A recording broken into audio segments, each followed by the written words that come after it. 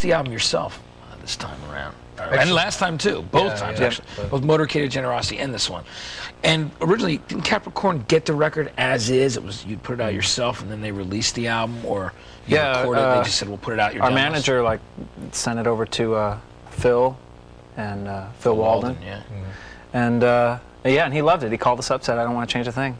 So it didn't get remixed. It snuck out on all those radio stations. Did that give you the confidence to go in and say, well, we don't need a producer at this point, we'll do it ourselves? Yeah, I mean, I don't know. And I think in some cases bands need producers and sometimes they don't. We tend to do a lot of production before we go into the studio. I mean, we make a lot of decisions and we mix everything ourselves. I mean, we've got like 8 hands on all the knobs. It's like a there's spider so many web. Choices to make when you're making a record. There's so many production decisions.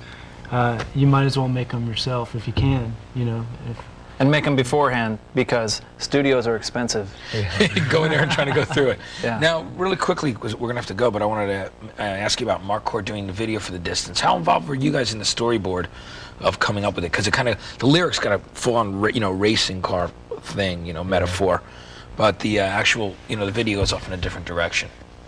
Yeah, it was kind of a process of elimination. We kind of decided what we didn't want to do, and we didn't want to have a race car driver driving around a track, because that reminds me of a lot of country music videos that are sort of stupid. And but I mean, it probably would have been okay, but I think that what we arrived at was a little bit more allowed for a little bit more variance and interpretation of the song.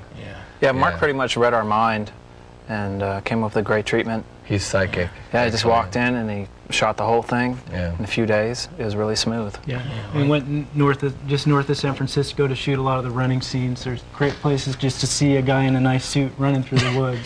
There was a person who was attacked in those waters at the end of the video by a great white just a few days after our businessman was swimming out there in the surf. And Mark too. Mark and him were out there. It's a good thing that didn't happen. You guys would have been expensive, but still. Well, we're insured, So. But I don't think Mark tastes good. or the star of our video.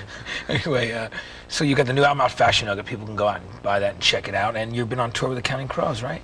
Yeah, we're doing like 3 weeks or so. And then you'll be doing some other shows as well. Yeah, we're kind of in the middle of one long tour, really. Yeah, well, good luck with it. It was good to have you. Thanks for coming by. Thank you. And hanging and performing too. Stick around, because right after the break, Cake's going to play live for us, and I think you'll enjoy it. It's the end of the world as we know it.